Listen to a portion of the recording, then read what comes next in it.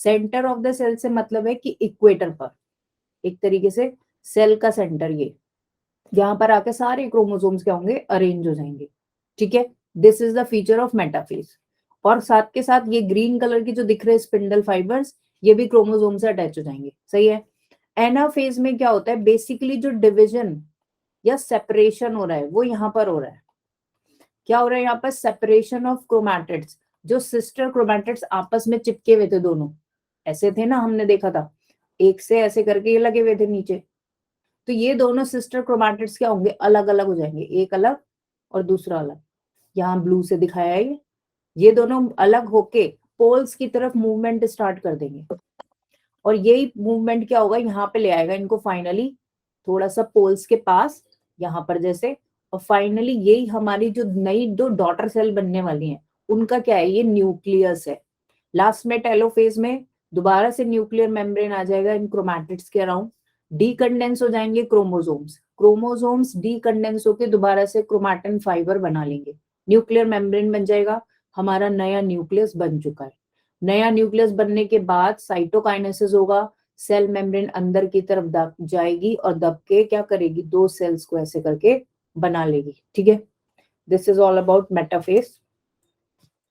यही चीजें लिखे हैं। जो कह रहा है कि नहीं हुआ, आयुष पढ़ लेना एक बार, और कुछ प्रॉब्लम होगी तो नेक्स्ट क्लास में पूछ लेना। ठीक है, अब ज्यादा टाइम इस पे नहीं लगाएंगे, नहीं तो फिर रह जाएगा हमारा। देखो एक छोटा सा ये ब्रीफ दिया हुआ है कि माइटोसिस वर्सेस मियोसिस, ये तुम लास्ट में देखना, मैंने लगा दिया है स्लाइड, जब मिलेगी पीडीएफ उसमें देख लेना। इसमें नंबर ऑफ क्रोमोसोम्स और नंबर ऑफ क्रोमैटिड्स माइटोसिस में और मियोसिस में कैसे कैसे होते हैं, ये पूरा दिया हुआ है। ठीक है, एक फनी वे सा है थोड़ा, कि इंटरफेस के बाद और माइटोसिस में। ठीक है, देखो माइटोसिस में इसने सेम सेल बनाई है, दोनों तीनों सेल कैसी है, बिल्कुल सिमिलर है। ठीक है, लेकिन in the case of meiosis ये कैसी बन रही है, पहले दो सेल बनेंगी, फिर उन दो सेल से चार सेल बनेंगी। ठीक है, हम बोलते हैं ना कि मियोसिस में क्या हो रही है, फाइनली चार सेल बन रही है, चार हेप्लॉइड सेल बन रही है।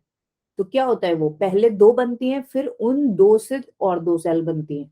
ठीक है, तो तभी इसको बोलते हैं मियोसिस 1 और मियोसिस 2, दो प्रोसेस है ना इसमें पूरे में मियोसिस में। तो वही चीज दी है, इसको देखना एक बार कि कैसे ये क्रोमोसोम्स दिखाए हैं। ठीक है, पहले एक एक दिखाया है सिंगल क्रोमैटिड, और कभी कभी डबल दिखाया है ऐसे। ठीक है, तो इस चीज को देखना, ये अपने आप तुम समझ सकते हो। चलो हम स्टार्ट करते हैं। गुड मॉर्निंग सार्थक।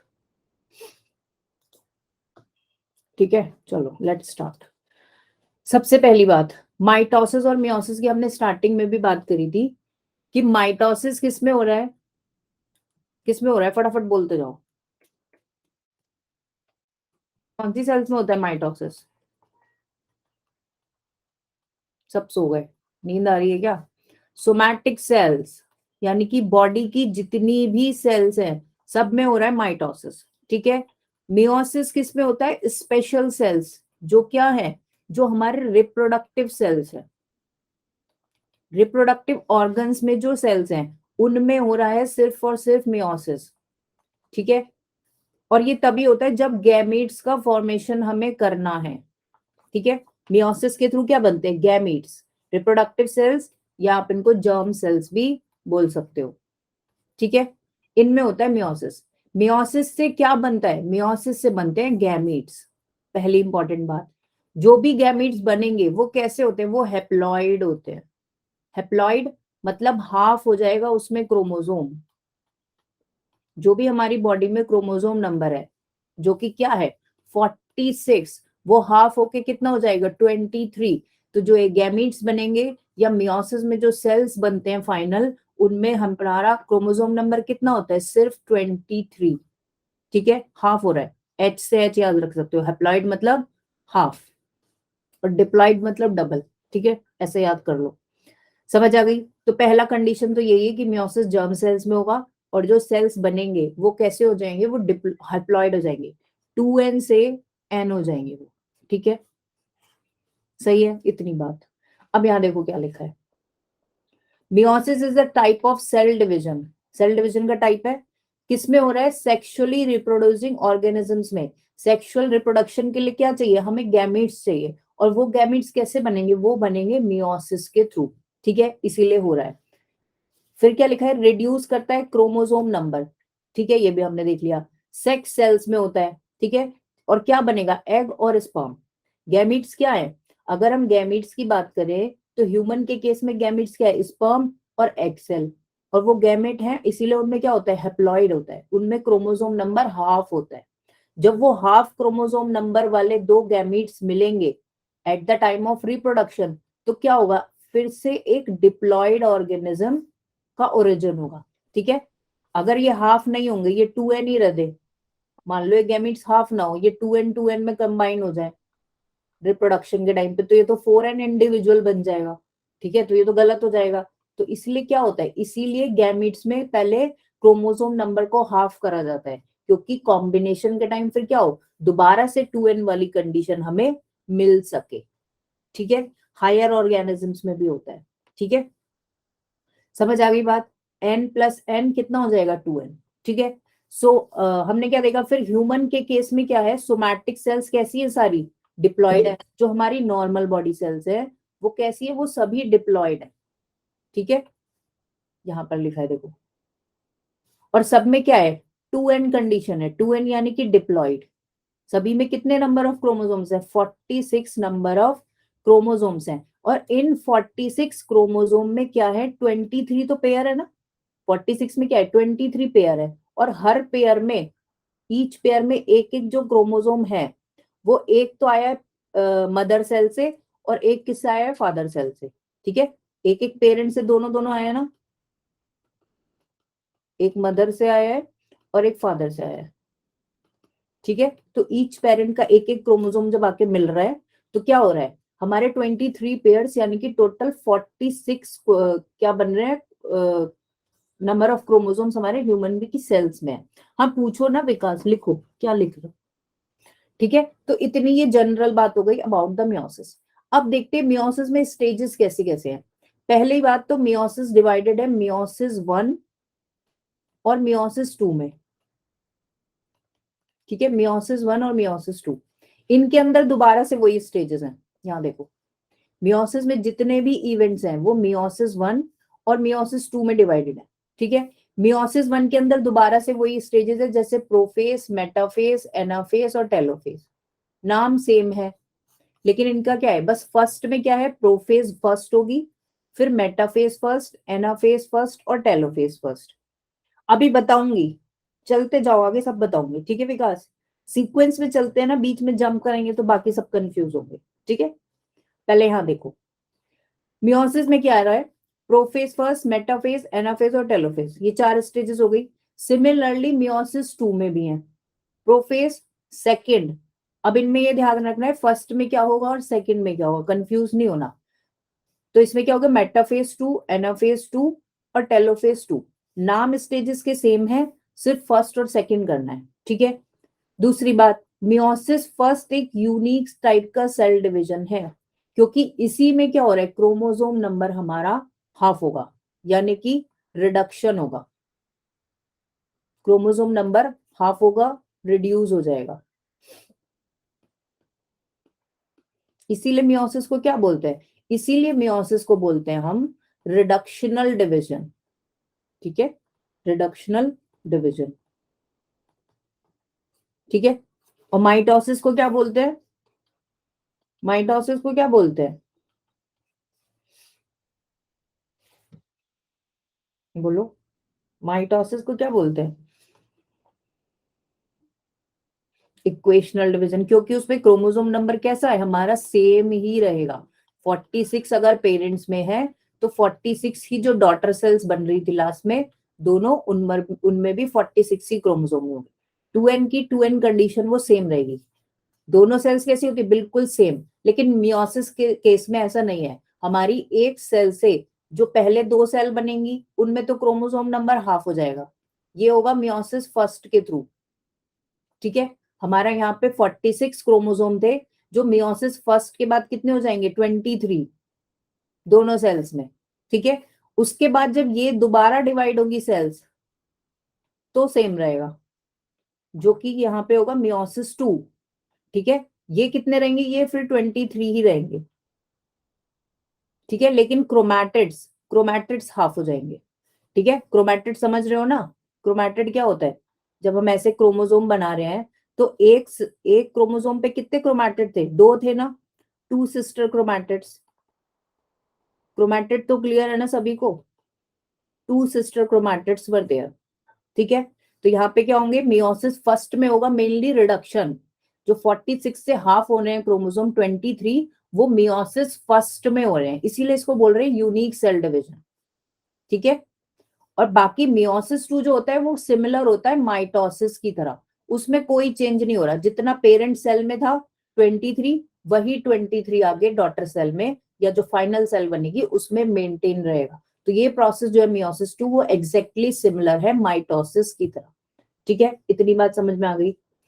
दूसरी बात, प्रोफेज में अलग से 5 सब स्टेजेस है। जो मेन काम हो रहा है ना वो इन्हीं में हो रहा है। जो क्वेश्चन निकल कर आता है वो इन्हीं सब स्टेजेस से निकल कर आएगा।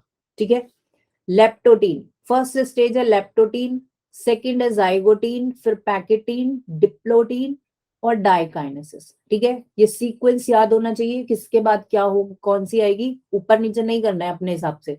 ठीक है, सीक्वेंस में चलेगी सेल। ये क्या है, कौन सा, कहाँ पे क्या है, पूरी बात लिखा करो, ऐसे आधी बात में जो समझ नहीं आती। ठीक है, लेप्टोटीन, जाइगोटीन, पैकेटीन, डिप्लोटीन और डाइकाइनेसिस, ये क्या है? प्रोफेज फर्स्ट की 5 सब स्टेजेस हैं। पहले हमने देखा ना माइटोसिस में क्या था, प्रोफेज में कंडेंसेशन हो रहा था, क्रोमोसोम्स बन रहे थे, सेंट्रियोल्स मूवमेंट कर रहे थे। यहाँ पे क्या होगा, प्रोफेज फर्स्ट बहुत लंबी है, प्रोफेज फर्स्ट बहुत लंबी स्टेज है मियोसिस फर्स्ट की। ठीक है, एक एक करके देखते हैं इसमें हो क्या रहा है। सबसे पहले हम प्रोफेज फर्स्ट देखने वाले हैं। ठीक है, प्रोफेज फर्स्ट, ठीक है, किसका स्टेज है? मियोसिस फर्स्ट का। ठीक है, मियोसिस फर्स्ट का क्या स्टेज है? Prophase first. प्रोफेज फर्स्ट के अंदर 5 स्टेजेस हैं, ये लिखी थी ना, लेप्टोटीन, जाइगोटीन, इन्हीं को हम एक एक करके देखते हैं। Leptotene is the first stage of meiosis. ठीक है, इसमें क्या होगा, जो माइटोसिस में हो रहा था, क्या हो रहा था सबसे पहली स्टेज में? कंडेंसेशन हो रहा था क्रोमोसोम्स का। क्रोमैटिन कंडेंस होके क्या बना रहा था? पूरा क्रोमोसोम बना रहा था। सेम काम यहां पर हो रहा है, क्रोमैटिन कंडेंस होगा टू फॉर्म क्रोमोसोम। क्रोमैटिन समझ गए ना? क्रोमैटिन मतलब जो ऐसे थ्रेड थे, डीएनए का जो मॉलिक्यूल था वो कैसे दिख रहा था? अभी सिंपली थ्रेड की तरह दिख रहा था। वो कंडेंस होना स्टार्ट होगा लेप्टोटीन में, यहां पर, और ये धीरे धीरे कंडेंस होके पैक होना शुरू होगा। अभी पूरा नहीं होगा, स्टार्ट हो चुका है। ठीक है, अभी फुल नहीं हुआ है, स्टार्ट हो गया है। फुल होगा ये जाइगोटीन के खत्म होते होते। ठीक है, स्टार्ट हो गया है, खत्म कहाँ होगा? जब तक जाइगोटीन एंड होगी तब तक कंडेंसेशन इसका कंप्लीट होगा। अब एक बात बताओ, क्या इसमें मियोसिस फर्स्ट से पहले हमारा एस फेज होगा या नहीं होगा? इंटरफेस, हमने देखा इंटरफेस और फिर होता है माइटोसिस। ठीक है, अब हम पढ़ रहे हैं मियोसिस, तो क्या इंटरफेस यहां पर भी होगा? बताओ, चीजें क्लियर होनी चाहिए, नहीं तो बड़ा कंफ्यूजन होने वाला है बाद में। सब बच्चे बताएंगे, होगा या नहीं होगा? होगा ना? ठीक है, तो सेम वही चलेगा, इंटरफेस दोनों के लिए सेम है। ठीक है, interface is same for both. पहले इंटरफेस का सारी स्टेजेस होंगी G1 S G2, और बाद में meiosis first prophase first start होगा। ठीक है, ये इसमें कंफ्यूज नहीं होना। सही है, तो क्या होगा, यहाँ पे भी इंटरफेस होगा, और इंटरफेस जब होगा तो एस फेज में क्या होगा, हमारा डीएनए डबल होगा। ठीक है ना? तो वही डबल डीएनए यहाँ पर क्या होगा, कंडेंस होना शुरू हो रहा है लेप्टोटीन स्टेज में। पहली चीज हो गई। लेप्टोटीन के बाद आएगी जाइगोटीन। जब क्रोमोसोम्स कंडेंस हो रहे हैं तो साथ के साथ क्या हो रहा है, होमोलोगस क्रोमोसोम्स की पेयरिंग भी हो रही है। ठीक है, होमोलोगस क्रोमोसोम्स क्या है? हमने अभी लास्ट इसमें स्लाइड में देखा था कि क्या हो रहा था, यहाँ पे कहाँ लिखा था, यहाँ लिखा था देखो, कि 46 क्रोमोसोम्स जो हमारी बॉडी में है, ईच सेल में, उसमें 23 पेयर है। तो हर एक पेयर में एक तो मदर से आया है, एक फादर से आया है। ठीक है, हर एक क्रोमोसोम का पेयर है ना, 23 पेयर्स आर देयर, तो वो पेयर क्या होंगे, आपस में साथ आना शुरू करेंगे, होमोलोगस क्रोमोसोम्स बोलेंगे इन्हें, ठीक है। वो क्या करेंगे, सारे पेयर्स असेंबल होना शुरू करेंगे। माइटोसिस में ऐसा कुछ नहीं हो रहा था, वहां पे ऐसा कुछ नहीं होता। पेयरिंग ऑफ होमोलोगस क्रोमोसोम्स कहाँ हो रही है, जाइगोटीन में, मियोसिस फर्स्ट में। तो इस प्रोसेस को बोल देते हैं सिनेप्सिस, ठीक है। क्या बोल देते हैं, pairing of homologous chromosomes is called synapses, ठीक है। दूसरा क्या होगा, जब ये क्रोमोसोम दोनों साथ साथ आएंगे, होमोलोगस क्रोमोसोम्स एक के ऊपर आके ऐसे नहीं अरेंज होंगे, ये साइड बाय साइड नहीं होते, ऐसे अरेंज नहीं होंगे, ये कैसे होंगे, एक के ऊपर एक हो जाएंगे, ठीक है, ऐसे कर। तो ये जब ऐसे एक के ऊपर एक सैंडविच की तरह आके लगे, तो बीच में इनके गैप जो होगा उसको ज्वाइन करने के लिए कॉम्प्लेक्स बनता है, सिनेप्टोनीमल कॉम्प्लेक्स, ठीक है। क्रोमोसोम्स एक के ऊपर एक अरेंज हुए और उन दोनों को ज्वाइन करने के लिए बीच में प्रोटीन का एक स्ट्रक्चर बनता है, ये प्रोटीन का स्ट्रक्चर है, इसको बोलते हैं सिनेप्टोनीमल कॉम्प्लेक्स, ठीक है। तो ये फॉर्म होगा। साथ के साथ जो ये दो क्रोमोसोम होमोलोगस क्रोमोसोम्स आके लगे ना, तो ये क्या हो गया, इस कंडीशन को हम बोलते हैं बाईवेलेंट फॉर्मेशन। बाईवेलेंट क्यों बोल रहे हैं, क्योंकि दो पेयर है, क्रोमोसोम कितने हैं, दो है, दो पेयर है, होमोलोगस क्रोमोसोम्स 2 है, तो बाईवेलेंट। और अगर हम टोटल क्रोमैटिड्स की बात करें तो कितने हैं, 4, तो टेट्राड भी बोल देते हैं इसको, ठीक है। बाईवेलेंट फॉर्मेशन या टेट्राड फॉर्मेशन। यहाँ पे देखो, ये दो क्रोमोसोम लगे हुए हैं, होमोलोगस क्रोमोसोम्स हैं दोनों। हमें कितने क्रोमैटिड दिख रहे हैं, 4 दिख रहे हैं, फर्स्ट, सेकंड, थर्ड, फोर्थ, तो ये गया टेट्राड भी हो गया, 4 हैं, 4 क्रोमैटिड्स। और क्रोमोसोम्स कितने हैं, 2, ठीक है। एक कंडीशन ये हो गई। दूसरा मैंने आपको ये बताया कि ये है, देखो, सिनेप्टोनीमल कॉम्प्लेक्स, ये दो होमोलोगस क्रोमोसोम, एक रेड वाला और एक ब्लू वाला, ये दोनों क्या है, होमोलोगस क्रोमोसोम्स हैं, एक के ऊपर एक आगे ये अरेंज हुए, साइड बाय साइड नहीं होंगे, एक के ऊपर एक, ठीक है। तो इन दोनों को ज्वाइन करने के लिए बीच में ऐसे फाइब्रस स्ट्रक्चर बन रहा है, ऐसे व्हाइट व्हाइट फाइबर दिख रहे हैं ये, दिस इज प्रोटीन स्ट्रक्चर, और इसका नाम है सिनेप्टोनीमल कॉम्प्लेक्स। ये दोनों क्रोमोसोम्स को क्या करेगा, होमोलोगस क्रोमोसोम्स को ज्वाइन करके रखेगा, क्योंकि आगे क्या होना है, आगे इनमें एक्सचेंज होना है मटेरियल का, ठीक है। तो ज्वाइन करना जरूरी है। बेटा अभी क्लास तो कर लूं, विकास थोड़ा सा पेशेंस रखना बहुत जरूरी है, पहले क्लास का फ्लो मेंटेन कर दें, बीच बीच में मैं तुम्हारे आंसर दूंगी तो ब्रेक होता है ना फ्लो बोलने का, मैं भूल जाती हूँ कैसे पढ़ाना है, ठीक है। रिकॉर्डिंग बेटा सारी मिलेगी, यूट्यूब पे आती है ना सारी। अभी तो ये चैप्टर स्टार्ट हुआ है, तुम्हारा बैच पहला बैच है जिसमें मैं ये पढ़ा रही हूँ, आगे 3 दिन तक मुझे यही पढ़ाना है, तो आपको रिकॉर्डिंग मिल जाएगी, निश्चिंत रहो, ठीक है। चलो, यहां तक समझ में आया, बोलो। लेप्टोटीन जाइगोटीन समझ आ गया, होमोलोगस क्रोमोसोम्स पेयर हो रहे हैं, पेयरिंग को बोलते हैं सिनेप्सिस। सिनेप्सिस को क्या करना है, हमने बोला उस पेयर को बाइवेलेंट, टेट्राड, सिनेप्टोनीमल कॉम्प्लेक्स, ये 4-5 वर्ड थे, सब समझ आ गए, किसी को कोई कंफ्यूजन, इन वर्ड्स का मीनिंग क्लियर होना जरूरी है, नहीं तो फिर कंफ्यूजन होता है, ठीक है। समझ आ गया ना एक एक चीज, ठीक है।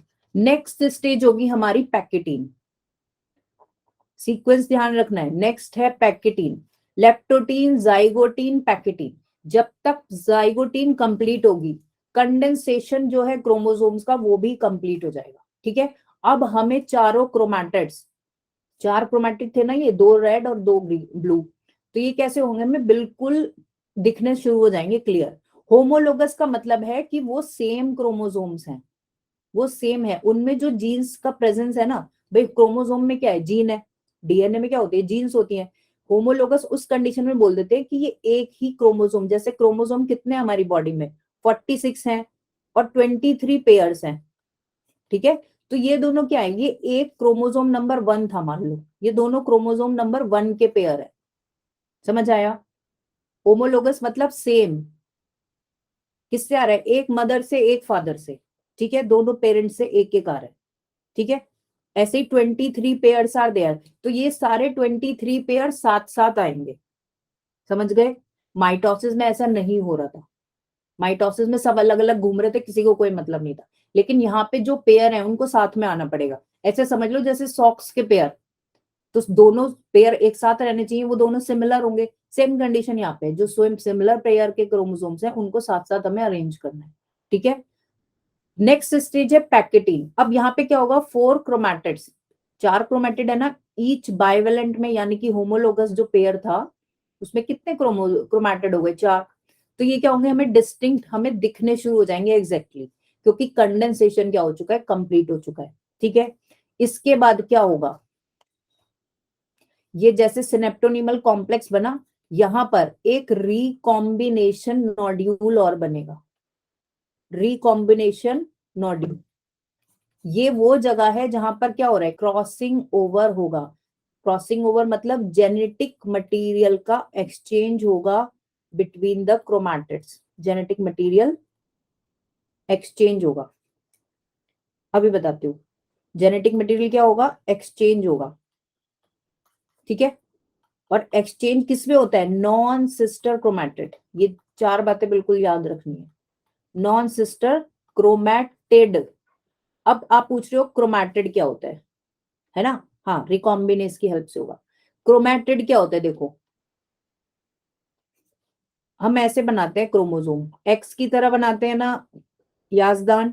ठीक है, जब एस फेज में डीएनए डबल होता है ना बेटा, डीएनए क्या होता है, डबल होता है, तो वो अपनी एक सिमिलर कॉपी और बनाएगा। ठीक है, तो ये क्या हो गई, इसको हम बोलते हैं क्रोमैटिड। ठीक है, क्रोमैटिड। और इस पूरे को बोलेंगे हम क्रोमोसोम। क्या बोलेंगे, पूरे को बोलेंगे क्रोमोसोम। और सिंगल जो कॉपी है डीएनए मॉलिक्यूल की, उसको बोलेंगे क्रोमैटिड। जैसे इस रेड वाले में ना आपको 2 क्रोमैटिड है, एक ऐसे लगा हुआ है ये, और एक ऐसे लगा हुआ है, तो ये 2 क्रोमैटिड ज्वाइन हो रहे हैं, ये 1 क्रोमैटिड, सेकेंड क्रोमैटिड। ठीक है, ये कितने हो गए, ये एक एक अलग अलग क्रोमैटिड है। ठीक है, और इस पूरे को हम बोल देंगे क्रोमोसोम। दूसरी बात, यहीं पर देखो, यहाँ पे तुम्हें एक रेड दिख रहा है और एक ब्लू दिख रहा है। ठीक है, तो chromatid number 1, chromatid number 2, chromatid number 3 और क्रोमैटिड नंबर 4, 4 हो गए। जैसे एक्स कितनी लाइनों से बन रहा है, 2 लाइनों से बनता है ना एक्स, सिमिलर कंडीशन यहाँ पे है, तो 2 लाइन से कितना बन गया, एक्स बन गया। तो ये फर्स्ट और सेकंड क्या है, फर्स्ट और सेकंड दोनों एक ही क्रोमोसोम या एक ही डीएनए मॉलिक्यूल की कॉपी है, तो ये है सिस्टर क्रोमैटिड्स। ठीक है, और 3 और 4 आपस में सिस्टर है, क्योंकि ये दोनों सिमिलर है। अब जो क्रॉसिंग ओवर मैंने यहाँ लिखा है, ठीक है, जो क्रॉसिंग ओवर होगा वो किस में होता है, वो होता है नॉन सिस्टर क्रोमैटिड में। समझ आई बात, वो 1 और 2 या 3 और 4 के बीच में नहीं होगा, 1 2 के बीच में या 3 और 4 के बीच में नहीं होगा, क्योंकि ये 1 और 2 क्या है, सिस्टर है, 3 और 4 क्या है, सिस्टर है। ये किस में होगा, या तो 1 और 3 में होगा, या 1 और 4 में होगा, या 2 और 3 में होगा, या 2 किस में हो जाएगा, क्या बचा, 1 3 1 4 2 3 या 2 4, इनके बीच में होगा, नॉन सिस्टर क्रोमैटिड्स। समझ आई बात, ये समझ आ गई बात सबको, sister chromatid, non sister chromatid. कहने का मतलब है रेड और ब्लू के बीच में होगा रिकॉम्बिनेशन, या हम बोले तो क्रॉसिंग ओवर, या हम बोले तो एक्सचेंज ऑफ जेनेटिक मटेरियल। ठीक है, कभी भी सिस्टर क्रोमैटिड्स के बीच में नहीं होगा। ठीक है, चलो, तो पैकेटिन का मेन जो पर्पस है, पैकेटिन में जो मेन काम हो रहा है वो यही हो रहा है कि पहले उसमें एक रिकॉम्बिनेशन नोड्यूल का फॉर्मेशन होगा। और रिकॉम्बिनेशन मॉड्यूल क्या है, वो जगह है जहां पर crossing over non sister chromatids के बीच में होना है। ठीक है, दूसरी बात, crossing over, what is crossing over, genetic material का एक्सचेंज, ये लिखा है। ठीक है, और किस एंजाइम की हेल्प से, ये प्रोसेस है क्रॉसिंग ओवर, तो कुछ ना कुछ इन्वॉल्वमेंट होगा ना इसमें, तो इसमें जो एंजाइम होता है वो होता है रिकॉम्बिनेंस। ठीक है, तो इस एंजाइम का नाम याद रखना है। इसमें बेसिकली देखो, यहां पर देखो फिर डायग्राम में, ये दोनों हमारा, एक रेड है क्रोमोसोम और एक ग्रीन है। ठीक है, ये दोनों क्या है, होमोलोगस क्रोमोसोम से, एक ही पेयर है कोई सा भी। ठीक है, यहाँ पे इनका रिकॉम्बिनेशन नोड्यूल बना। ठीक है, और क्या हुआ, देखो इनके आर्म्स एक्सचेंज हो गए, रेड वाले का थोड़ा सा पोर्शन ग्रीन में आ गया और ग्रीन वाले का थोड़ा सा पोर्शन रेड में आ गया, दिख रहा है यहाँ पे लास्ट वाले में इतने पोर्शन में। ठीक है, तो this is exchange of genetic material, यानी कि क्रॉसिंग ओवर हो चुका है। ठीक है, क्रॉसिंग ओवर क्या हो गया, समझ आ गई बात। को फैक्टर भी हो सकता है, इतना डिटेल में नहीं जाना, हो सकता है, ऐसा नहीं है कि नहीं होगा। ये रिकॉम्बिनेंस भी एक एंजाइम लिखा है, ऐसे 10 एंजाइम होंगे इसमें। ठीक है। और ये कोई इतना सिंपल भी नहीं है जैसे यहाँ पे इन्होंने इधर से निकाल के इधर लगा दिया, ये रेड और ग्रीन एक्सचेंज कर दिया ना, इतना सिंपल नहीं है ये प्रोसेस, बहुत बड़ा प्रोसेस है।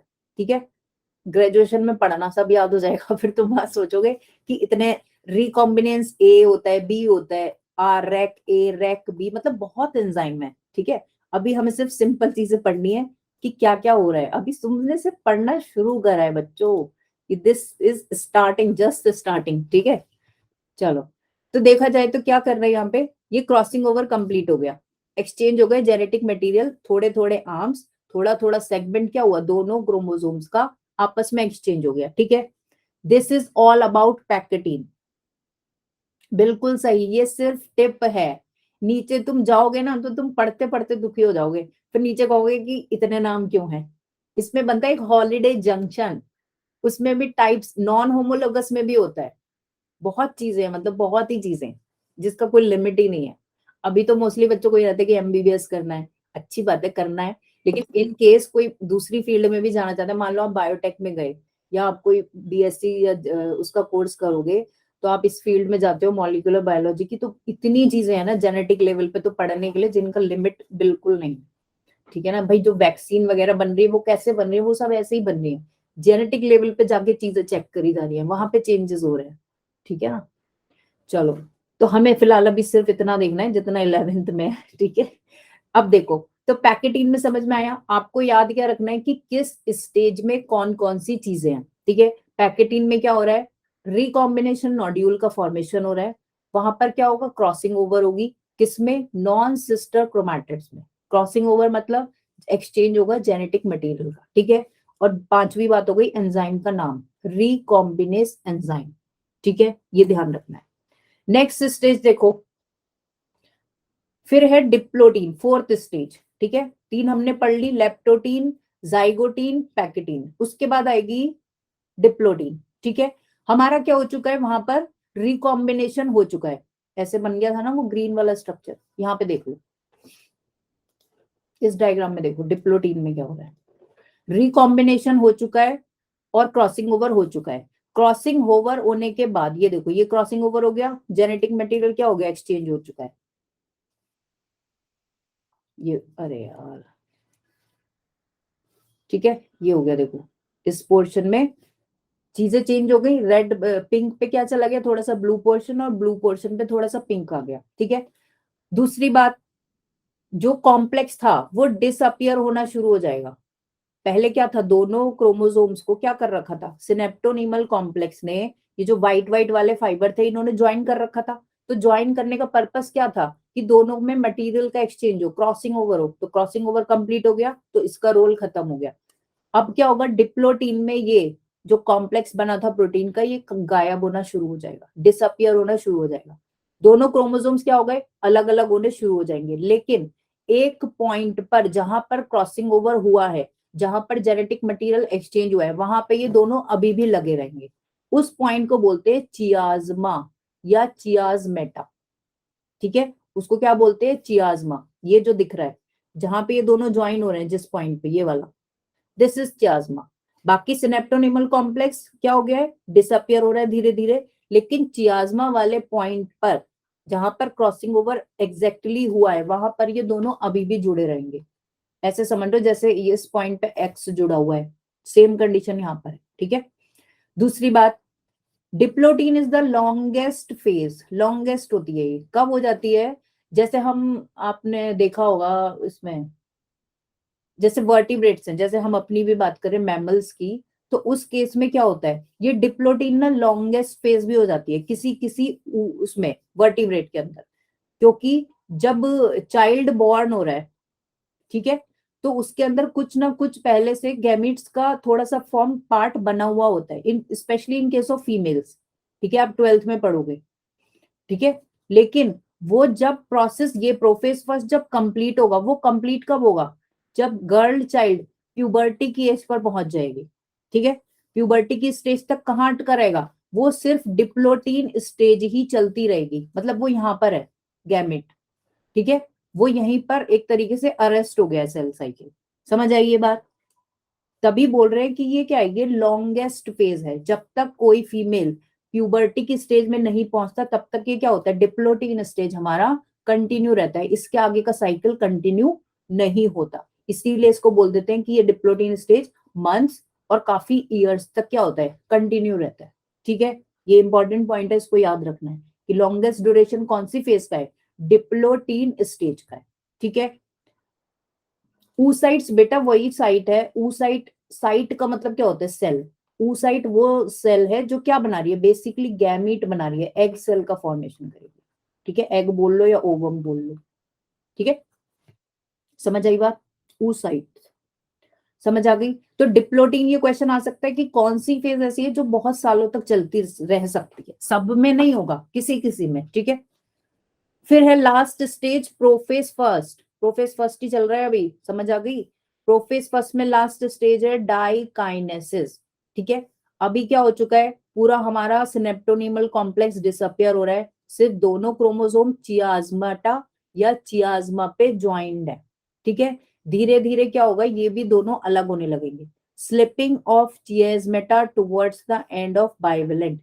ये चियाज्मेटा जो यहाँ पे था ना पॉइंट सेंटर में, या एट द पॉइंट ऑफ कहा जहां पे क्रॉसिंग ओवर हुआ था, धीरे धीरे ये पॉइंट ना स्लिप होता है। कैसे स्लिप होगा, अभी ये यहाँ था फिर यहाँ पहुंच जाएगा, अभी फिर ये मान लो यहाँ पहुंच गया, फिर ये बिल्कुल एंड में पहुंच जाएगा। समझ आ रहा है स्लिप कैसे हो रहा है, ये ऊपर की तरफ यानी कि एंड की तरफ मूव कर रहा है क्रोमोसोम के, क्योंकि क्या करना है, फाइनली दोनों क्रोमोसोम को हमें अलग अलग करना है, तो ये धीरे धीरे स्लिप होते होते बाहर की तरफ निकल जाएगा। समझ आई बात, ये और ऊपर गया और ऊपर जाएगा और ऊपर जाएगा और बिल्कुल एंड में पहुंच जाएगा। इस प्रोसेस को कहते हैं स्लिपिंग ऑफ चियाज्मेटा या फिर टर्मिनलाइजेशन। टर्मिनल मतलब एंड पर पहुंचना। ठीक है, टर्मिनल क्या होता है, एंड होता है ना किसी भी चीज का। ठीक है, तो वहां पर पहुंच जाना। हाँ हाँ, बिल्कुल सही पकड़ी तुमने बात। जब तक डिप्लोटीन कंप्लीट नहीं होगा तो सेल किस में रहेगी, सेल प्रोफेज फर्स्ट में ही कंटिन्यू करेगी। बिल्कुल सही पॉइंट तुमने गैदर करा, सही है ना गुलाम, समझ आ गई बात। ठीक है, सबको समझ आ गई ना कि ये लॉन्गेस्ट फेज है। कभी कभी क्योंकि जब फीमेल होता है ना, फीमेल बर्थ हो रहा है, गर्ल चाइल्ड का बर्थ हुआ, तो उसमें पहले से गैमिट्स का फॉर्मेशन होता है थोड़ा सा, उसमें limited number of gametes present होते हैं, आप 12th में अच्छे से पढ़ोगे तब और समझ आएगा। तो वो वहीं पे डिप्लोटीन में या प्रोफेज फर्स्ट में ही अरेस्ट हो गई है सेल साइकिल, और वो कब कंप्लीट होगी, वो कंटिन्यू होगी जब गर्ल चाइल्ड कहाँ पहुंचेगा, प्यूबर्टी के एज में पहुंचेगी। ठीक है, तो दिस इज इंपॉर्टेंट, सही है। तो डाइकाइनेसिस में क्या हो रहा है, एक तो हो रहा है टर्मिनलाइजेशन, चियाज्मेटा जो पॉइंट था क्रॉसिंग ओवर का वो स्लिप होके कहाँ पहुंच रहा है, एंड पर पहुंच रहा है। अब क्या करना है, प्रोफेज हमारा कंप्लीट होने वाला है, प्रोफेज फर्स्ट क्या होने वाला है, कंप्लीट होने वाला है। इसके बाद क्या आएगा, मेटाफेज फर्स्ट आएगा ना, और मेटाफेज में क्या होता है, जो क्रोमोसोम्स होते हैं वो सेंटर में अलाइन होते हैं। अब सेम वही चलेगा जो हमने माइटोसिस में पीछे पढ़ा है। ठीक है, सब कुछ सेम होगा। क्या होगा, इसीलिए क्या होने चाहिए, सेंट्रियोल्स। अब स्पिंडल फाइबर्स का फॉर्मेशन होगा ना मेटाफेज के लिए, तो सेंट्रियोल्स क्या करना शुरू करेंगे, सेंटर से पोल्स की तरफ मूव करना शुरू करेंगे। सेल को जगह चाहिए, क्रोमोसोम्स को स्पेस चाहिए मेटाफेज प्लेट पर अरेंज होने के लिए, तो हमारा nuclear membrane, nucleolus, cell organelles वगैरह डिसअपियर होने शुरू हो जाएंगे। यानी कि डाइकाइनेसिस में मेटाफेज फर्स्ट के लिए क्या शुरू हो गई, प्रिपरेशन शुरू हो चुकी है। यहां तक समझ में आया, किसी को कोई डाउट पूछो। प्रोफेज फर्स्ट समझ में आ गया। प्रोफेज फर्स्ट में 5 स्टेजेस हैं, लेप्टोटीन, जाइगोटीन, पैकेटीन, फिर कौन सी, डिप्लोटीन, और लास्ट हमारी डाइकाइनेसिस। जो सारा खेल हो रहा है ना वो इसी में हो रहा है। ठीक है, बाकी आगे सेम ही है माइटोसिस की तरह। ठीक है, चलो आगे देखते हैं। ये दोबारा से डायग्राम दिया गया है, इसको तुम अपने आप भी देख सकते हो, मैंने समझा दिया है क्योंकि न्यूक्लियर मेम्ब्रेन डिसइंटीग्रेट हो रहा है। जाइगोटीन का बेसिक फंक्शन है बाइवेलेंट फॉर्मेशन, सिनेप्टोनीमल कॉम्प्लेक्स का फॉर्मेशन। ठीक है, पैकेटीन में बेसिकली क्रॉसिंग ओवर होता है। ठीक है, पैकेटीन में क्या होता है, जो क्रॉसिंग हो रहा है, एक्सचेंज हो रहा है, वो मेनली किसमें हो रहा है, पैकेटीन में। चियाज्मेटा फॉर्मेशन या चियाज्मेटा विजिबल कौन सी स्टेज में होता है, डिप्लोटीन में। और डिप्लोटीन क्या है, लॉन्गेस्ट फेज है, वो कंटिन्यू कर सकती है सालों तक और महीनों तक। ठीक है, और डाइकाइनेसिस में बेसिकली हमारे मेटाफेज फर्स्ट का प्रिपरेशन हो रहा है। ठीक है, ये ब्रीफ में दिया हुआ है, बाद में इसको देखना आराम से। ठीक है, अब आई मेटाफेज फर्स्ट की बारी। अब क्या हो गया, न्यूक्लियर मेम्ब्रेन जिसमें ये सारा क्रॉसिंग ओवर एंड ऑल चल रहा था वो हट गया, सारे जो क्रोमोसोम्स थे वो सेल में निकल के बाहर आ गए, क्योंकि न्यूक्लियस तो बचा नहीं, तो सब सेल में आ गए। अब क्या होंगे, ये फिर से मेटाफेज प्लेट पर अरेंज होंगे। अब ध्यान क्या रखना है, वहां पे तो कैसे अरेंज हो रहे थे क्रोमोसोम, ऐसे सिंगल सिंगल जैसे अरेंज हो रहे थे, वो क्या थे, वो सभी सिंगल क्रोमोसोम थे, वो पेयर नहीं थे। लेकिन मेटाफेज फर्स्ट में क्या हुआ है, होमोलोगस क्रोमोसोम्स की पेयरिंग हुई है ना, तो यहाँ पे कौन अरेंज होगा, यहाँ पे होमोलोगस क्रोमोसोम्स के पेयर अरेंज होंगे पूरे पूरे। समझ आई बात, वहां पे पेयर नहीं था, वहां पे सिंगल क्रोमोसोम था। ठीक है, यहाँ पे क्या हो रहा है, दोनों पेयर एक साथ अरेंज हो रहे हैं, क्योंकि अभी ये अलग नहीं हुए हैं, यहाँ पे ये साथ में थे ना, तो ये ऐसे ही चलेंगे। ये लग गए दोनों आके, ये एक पेयर लग गया और ये दूसरा पेयर लग गया। ठीक है, साथ के साथ हमारे सेंट्रियोल्स वहां पहुंच गए पोल्स पर, और स्पिंडल फाइबर्स का फॉर्मेशन स्टार्ट हो चुका है। फॉर्मेशन तो पहले ही हो गया था डाइकाइनेसिस में, स्पिंडल फाइबर्स आके कहाँ लग जाएंगे, जो ये होमोलोगस क्रोमोसोम्स के काइनेटोकोर है ना, कहाँ लगता है स्पिंडल फाइबर, काइनेटोकोर पर। तो यहाँ पे भी यही होगा, होमोलोगस क्रोमोसोम्स के काइनेटोकोर पर आकर स्पिंडल फाइबर्स अटैच हो जाएंगे। ठीक है, यही होता है ना इसमें, ये देखो यहाँ लिखा है। ठीक है, मेटाफेज प्लेट पर अरेंज होंगे होमोलोगस क्रोमोसोम। ठीक है, ये ध्यान रखना है कि पूरा पेयर क्रोमोसोम का अरेंज होगा, सेंटर में स्पिंडल फाइबर उनसे आकर अटैच हो जाएंगे। Next stage anaphase. एनाफेज में क्या होता है, सेम वही काम होगा, स्पिंडल फाइबर्स क्या होंगे, शॉर्टन होना शुरू हो जाएंगे, वो छोटे होंगे, और छोटे होके क्या करेंगे, वो दोनों होमोलोगस जो क्रोमोसोम्स पेयर में चिपके हुए थे, पेयर में थे ना एक साथ ऐसे करके, ऐसे मान लो ये एक साथ थे दोनों पेयर में, इन दोनों को अलग करना है। अब क्या करना है, इन दोनों को अलग करना है पहले। ठीक है, वहां पे तो हम क्या कर रहे थे, क्रोमैटिड्स को अलग कर रहे थे यहाँ से। ठीक है, लेकिन हमें क्या करना है, अभी ये ऐसा पेयर है, पहले ये पेयर अलग होगा, उसके बाद मियोसिस 2 में ये दोनों क्रोमैटिड्स अलग होंगे। समझ आई बात, इतनी बात समझ में आई। पहले क्या हो रहा है, मियोसिस फर्स्ट में जो होमोलोगस क्रोमोसोम का पेयर था वो अलग होगा, और बाद में जो ये क्रोमोसोम बचे दोनों अलग अलग, ये दोनों क्रोमैटिड्स अलग होंगे। तो ये सिंगल सिंगल क्रोमैटिड हर एक सेल के अंदर चला जाएगा। ठीक है, तो बेसिकली एनाफेज फर्स्ट में क्या हो रहा है, होमोलोगस क्रोमोसोम सेपरेट हो रहे हैं। This point is important, homologous chromosomes किसमें सेपरेट होते हैं, एनाफेज फर्स्ट में। ठीक है, दूसरी बात, सिस्टर क्रोमैटिड्स अभी अलग नहीं हुए हैं, ये लगे हुए हैं ना, ये क्या है, ये दोनों सिस्टर क्रोमैटिड एक साथ हैं, ये दोनों एक साथ हैं, अभी सिर्फ क्रोमोसोम्स अलग हुए हैं यहाँ से। यहाँ देख लो, ये रेड वाला एक क्रोमोसोम था, ये अलग जा रहा है, और ये ब्लू वाला अलग जा रहा है, लेकिन दोनों क्रोमैटिड साथ में इनमें लगे हुए हैं। ये नेक्स्ट स्टेज में मियोसिस 2 में कंप्लीट होगा। इतनी बात समझ में आ गई सबको, कोई कंफ्यूजन बोलो, ठीक है ना। क्वेश्चन यहीं से निकल कर आएगा कि किसमें क्या हो रहा है, नहीं समझ में आया पूछो, याजदान क्या समझ नहीं आया, अच्छा ठीक है चलो, एक बार पूरा देख लेना, फिर कुछ कंफ्यूजन होगा तो पूछ लेना। ठीक है, सिमिलर कंडीशन वही है, जो काम हो रहा था वही हो रहा है, लेकिन दूसरी चीज का हो रहा है। ठीक है ना, अब देखो टेलोफेज फर्स्ट, टेलोफेज में क्या होता था, उसमें दोबारा से न्यूक्लियर मेम्ब्रेन आ जाता था, थोड़ा सा हमारा जो क्रोमोसोम होता था वो डीकंडेंस होना शुरू हो जाता था। सेम का केस यहाँ पर होगा। प्रोफेज हमने देख लिया, मेटाफेज देख लिया, एनाफेज। एनाफेज में क्या हुआ, ये होमोलोगस क्रोमोसोम्स अलग अलग मूव कर रहे हैं, ये ऊपर जा रहा है पोल की तरफ, ये नीचे वाले पोल की तरफ। साथ के साथ इसमें टेलोफेज में न्यूक्लियर मेम्ब्रेन बनना शुरू हो गया, ये बन गया न्यूक्लियर मेम्ब्रेन। ठीक है, और थोड़ा सा क्या होता है फिर बाद में साइटोकाइनेसिस भी होगा, क्योंकि 2 सेल बनानी है ना, तो टेलोफेज के साथ साथ क्या हो जाएगा, यहाँ पे साइटोकाइनेसिस भी होगा लास्ट में। ठीक है, तो फाइनली हमें क्या मिल गई, टेलोफेज फर्स्ट खत्म होते होते हमारे पास 2 सेल्स आ गई है, इसको हम बोलते हैं डियाड ऑफ सेल्स। डियाड मतलब 2 सेल मिल गए। नंबर कितने सेल्स का, 2 सेल हमें मिली ना, यानी कि जो मियोसिस फर्स्ट के स्टार्टिंग में हमारे पास एक सेल थी, वो अब 2 सेल में कन्वर्ट हो चुकी है। ठीक है, और क्रोमोसोम नंबर क्या हो गया, हाफ हो गया। समझ आया कैसे हो गया हाफ, क्योंकि जहां पे क्या था, ये होमोलोगस क्रोमोसोम साथ में थे, पेयर था ना, और यहाँ पे हमने क्या करा, एनाफेज में दोनों क्रोमोसोम्स को अलग अलग कर दिया, तो ये ऐसे हो गया अलग अलग। तो क्रोमोसोम नंबर क्या हो गया, मियोसिस फर्स्ट खत्म होते होते क्रोमोसोम नंबर हमारा हाफ हो चुका है। और जो लास्ट में हमें सेल्स मिली दो हाफ क्रोमोसोम वाली, उनको हम बोल रहे हैं डियाड ऑफ सेल्स। सही है, ठीक है। अब इन्हीं दो सेल्स में, ये जो दो सेल्स बनी है डियाड वाली, इनमें होगा क्या, इनमें होगा मियोसिस 2।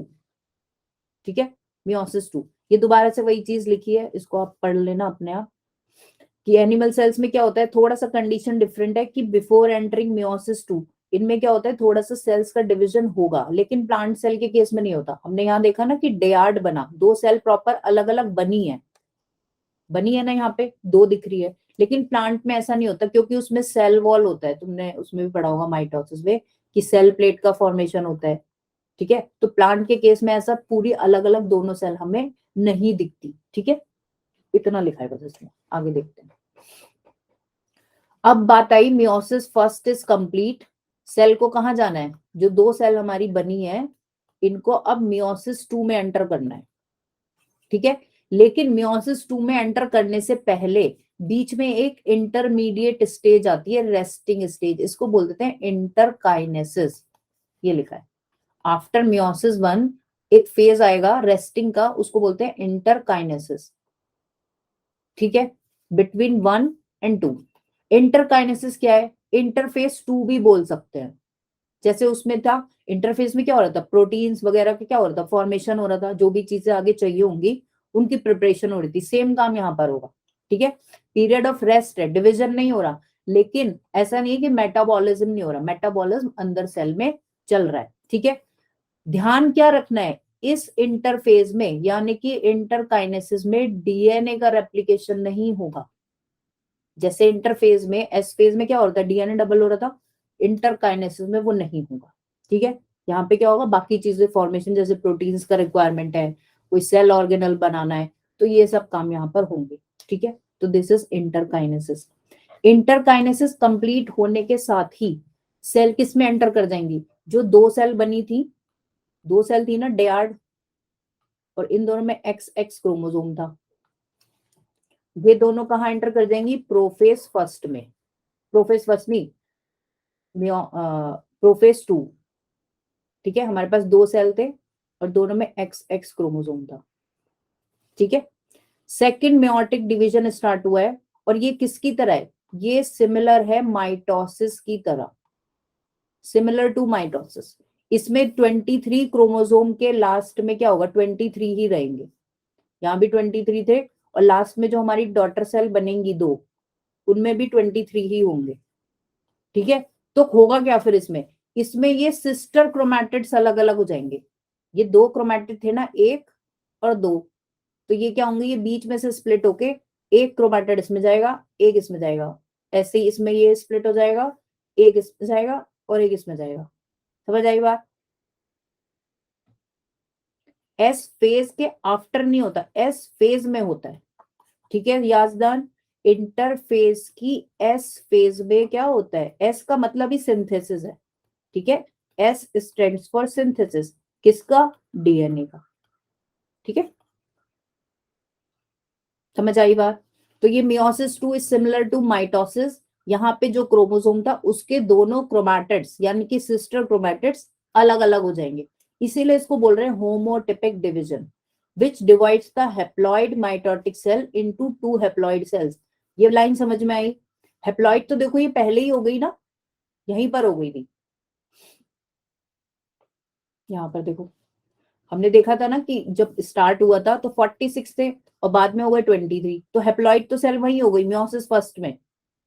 ठीक है, अब सिर्फ हेप्लॉइड सेल का क्या करना है, हमें क्रोमैटिड्स अलग करने हैं। इस चीज में तो कोई कंफ्यूजन नहीं है, हेप्लॉइड डिप्लॉइड का क्या चक्कर चल रहा है यहाँ पे, बोलो।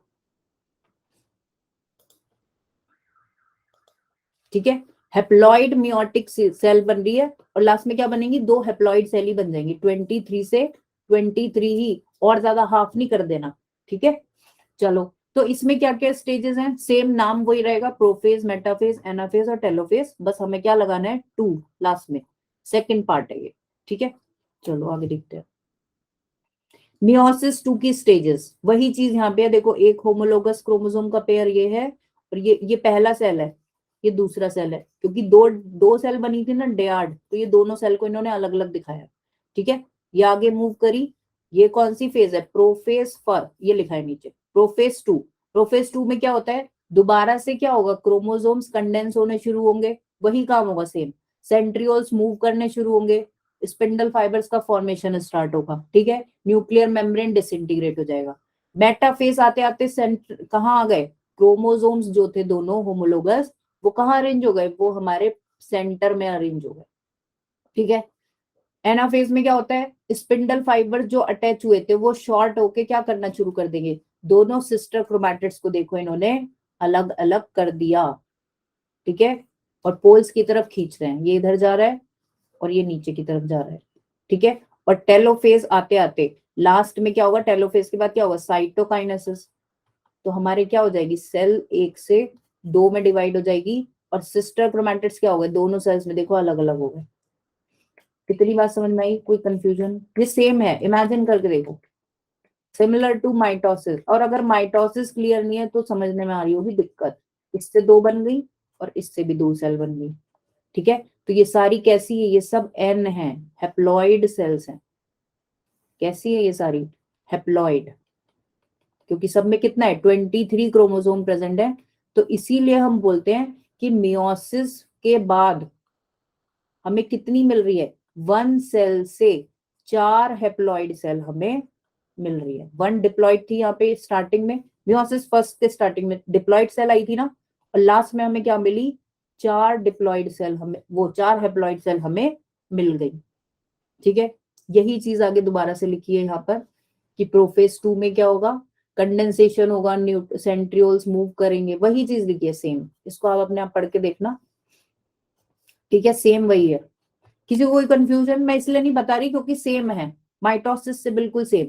बस आपको क्या करना है, ये एनसीईआरटी का डायग्राम है, जो ये रेड और ब्लू दिख रहे हैं पोर्शन, ये यहां से ब्रेक होके अलग हो जाएंगे। सेंट्रोमियर स्प्लिट होता था ना, सेंट्रोमियर स्प्लिट होने से क्या होते थे, दोनों सिस्टर क्रोमैटिड्स अलग अलग हो जाते थे, सेम वहां पर हो रहा है, स्प्लिट हो गया और ये क्या हो गया, ये अलग अलग हो गए, और अलग होके ये एक सेल में बनेगा और ये दूसरी सेल में जाएगा। कहने का मतलब क्या है, इसमें अंतर क्या हुआ, इसमें हुआ है क्रॉसिंग ओवर। तो एक क्रोमोसोम के अंदर क्या हुआ, मिक्सिंग हो गई जीन्स की। क्रॉसिंग ओवर से क्या होता है, मिक्सिंग ऑफ जीन्स, क्योंकि क्या हुआ था, जेनेटिक मटेरियल एक्सचेंज हुआ था ना, तो क्या हुआ, जीन्स मिक्स हुई हैं, और जीन्स मिक्स होने की वजह से क्या हुआ है, ये जो हेप्लॉइड सेल्स या जो गैमीट्स ये बने हैं, ये क्या बने, ये गैमीट्स ही बने हैं। ठीक है, तो इन गैमीट्स में क्या है, वेरिएबिलिटी इज प्रेजेंट। वेरिएबिलिटी मतलब, अभी तक तो हमने देखा भाई डिफरेंस क्यों होता है, कोई पेरेंट से जब चाइल्ड बन रहा है, ठीक है, या हम बोले कि पेरेंट से क्या बन रहा है, न्यू ऑफस्प्रिंग बन रहा है, वो सेम थोड़ी है। हम क्या आपस में देखने में सेम होते हैं, अपने पेरेंट्स से अलग है ना सब। तो हम अलग कैसे हैं, क्योंकि यहाँ पे क्रॉसिंग ओवर के टाइम पे क्या हो गई है, जीन्स की मिक्सिंग हुई है। ठीक है, वेरिएशन आएंगे, होता है ना वेरिएशन, ऐसा तो नहीं है हम बिल्कुल अपने पेरेंट्स की तरह, मिक्सिंग हुई है जीन्स की, मदर और फादर के जीन्स की मिक्सिंग हुई, साथ के साथ क्रॉसिंग ओवर हुआ। ठीक है, तो इससे क्या हुआ, दोनों के थोड़े थोड़े फीचर्स आए और एक नया फीचर का फॉर्मेशन हुआ इंडिविजुअल में, या हम बोले नए ऑफस्प्रिंग में। ठीक है, तो Janet crossing over is important for variation. समझ आई बात, बोलो भाई। सिग्निफिकेंस ऑफ माइटोसिस में यही लिखा है जो मैंने अभी बताया तुम्हें कि क्या होता है, जेनेटिक वेरिएबिलिटी बढ़ती है, और वेरिएशन क्यों इम्पोर्टेंट, इवोल्यूशन, सर्वाइवल के लिए चीजों का अडेप्ट करना जरूरी है। ठीक है, हाँ उनमें सेम ही होते हैं, तभी तो वो सेम होते हैं। ट्विंस भी ऐसे नहीं होते, ट्विंस भी एक तो होते हैं मोनोजाइगोटिक ट्विंस, कुछ ट्विंस तो तुमने ऐसे देखे होंगे जो बिल्कुल सेम होते हैं, उनका बिहेवियर भी सेम होता है, एक रोएगा तो दूसरा भी रोएगा। और कुछ होते हैं डाइजाइगोटिक ट्विंस, ट्विंस भी अलग अलग तरीके के होते हैं। जो मोनोजाइगोटिक ट्विंस होते हैं ना, वो जैसे एक रिप्रोडक्शन हुआ, फ्यूजन हुआ, तो जाइगोट बनेगा सबसे पहले, और इसी जाइगोट में क्या होता है, फिर आगे सेल्स का डिवीजन होता है, माइटोसिस होता है, और नया इंडिविजुअल बनता है। तो मोनोजाइगोटिक ट्विंस के केस में जो ये जाइगोट बनता है ना, यही ब्रेक होके 2 इंडिविजुअल बनाएगा, सिंगल जाइगोट, इसीलिए बोल रहे हैं इसको मोनोजाइगोट। एक जाइगोट से वैसे तो सिंपली हम देखें तो एक ही चाइल्ड बनेगा ना, एक ही एम्ब्रियो बनेगा, लेकिन कभी कभी क्या होता है, एक जाइगोट ही ब्रेक होके 2 एम्ब्रियोज बना लेता है, तो वो 2 चाइल्ड हो गए। समझ आई बात? लेकिन डाइजाइगोटिक के केस में क्या होता है कि जाइगोट ही 2 बनते हैं, यानी कि 2 स्पर्म फ्यूज हो गए। ठीक है, ऐसा भी होता है। तो वो दोनों थोड़े से अलग होंगे, वो बिल्कुल सेम नहीं होंगे। लेकिन मोनोजाइगोट क्या होंगे, वो बिल्कुल सिमिलर होंगे। उस केस में क्या होता है, जेंडर भी एक ही होगा, या तो दोनों मेल होंगे या दोनों फीमेल होंगे। समझ आई बात? समझ आ गई? ठीक है। तो कहने का मतलब क्या है कि मियोसिस का क्या रोल है, जैसे हमने माइटोसिस में देखा कि वो ग्रोथ में, रिप्रोडक्ट, वो रिप्लेसमेंट में, डेड सेल को, डैमेज सेल को क्या करने में, रिप्लेस करने में हेल्प कर रहा है। मियोसिस का जो मेन फंक्शन है वो क्रॉसिंग ओवर से आ रहा है, या फिर सेक्सुअल रिप्रोडक्शन के लिए आ रहा है। क्रॉसिंग ओवर में कैसे आ रहा है कि जीन्स का एक्सचेंज हुआ, तो क्या हुआ, थोड़ा वेरिएशन हुआ जीन्स में। वो वेरिएशन जरूरी है, किस लिए, इवोल्यूशन के टाइम पे जितना जीन्स वेरी करेगी अकॉर्डिंग टू द एनवायरनमेंट, क्या होता है, जीन्स भी हमारी चेंज होती है। हमें सर्वाइवल के लिए, आप 12th में पढ़ोगे, सर्वाइवल के लिए क्या जरूरी है, हमें अपने आप को चेंज करना जरूरी है। ठीक है, वो चीजें कहाँ से आ रही है, वो मियोसिस से आ रही है, वो वेरिएशन मियोसिस से आ रही है। ठीक है। दूसरी बात, सेक्सुअल रिप्रोडक्शन के लिए मियोसिस जरूरी है। अगर मान लो मियोसिस नहीं होता, हमारे जो गैमेट्स थे वो हेप्लॉइड ना बन के डिप्लॉइड ही बन जाते, तो ऑर्गेनिज्म कैसा बन जाता, ये तो टेट्राप्लॉइड बन जाता।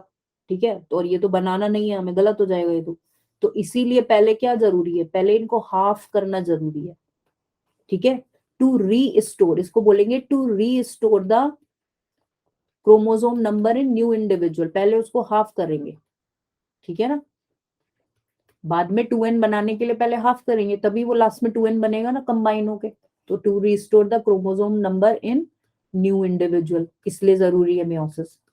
ठीक है, तो ये 2 इसके कंडीशंस हो गए। ठीक है जी, बाद में ये तुम अपने आप भी पढ़ के देख सकते हो, मियोसिस वर्सेस माइटोसिस क्या क्या है, क्या क्या सिमिलरिटीज है और क्या क्या डिफरेंसेस है। ये सब वही लिखा है जो हमने पहले डिस्कस करा हुआ है। सही है, और साथ में ये एक है दोनों का डिफरेंस। ठीक है, कि प्रोफेज में यहाँ पे क्या हो रहा है, क्रोमोसोम का डुप्लीकेशन दोनों में होगा इंटरफेस के टाइम पे। ठीक है, लेकिन प्रोफेज फर्स्ट में क्या होता है, लास्ट तक आते आते हमारा क्रोमोसोम नंबर क्या हो जाता है, हाफ हो जाता है। यहाँ पर आकर होगा ये, यहाँ पर हो गया देखो n। ठीक है, और यहाँ से क्या स्टार्ट हुआ था, 2n। ठीक है, और लास्ट में हमारी 4 हेप्लॉइड डॉटर सेल्स हमें मिली मियोसिस 2 के एंड में, और यहाँ पे क्या मिली हमें, 2 डिप्लॉइड डॉटर सेल्स। ठीक है, तो ये चीज ध्यान रखनी है, डिप्लॉइड मतलब डबल क्रोमोसोम होगा, क्रोमोसोम नंबर कितना है, डबल, और हेप्लॉइड मतलब हाफ। एच फॉर एच और डी फॉर डी याद रख सकते हो। स्क्रीनशॉट मत लो, क्या करोगे स्क्रीनशॉट का, अभी मैं ये भेज दूंगी तुम्हें पीडीएफ क्लास खत्म होते ही। ठीक है ना, हाँ अभी भेजूंगी, जस्ट अभी क्लास खत्म होते ही भेज दूंगी। क्वेश्चंस देखे, इसमें कोई कंफ्यूजन तो बताओ, बोलो। समझ आ गया? पढ़ के आना, नेक्स्ट क्लास में कुछ भी समझ में नहीं आएगा दोबारा से पूछ लेना। ठीक है, पढ़ना जरूर, क्योंकि हमें क्या याद रखना है, हमें यही याद रखना है कि कौन सी सीक्वेंस है स्टेजेस का और किस स्टेज में क्या हो रहा है। चलो क्वेश्चंस करते हैं, और ये क्वेश्चन वो है जो आपके एग्जाम्स में आए हुए हैं अभी लास्ट 22 में और 21 में। ठीक है, ध्यान से देखो क्वेश्चन, मैं पोल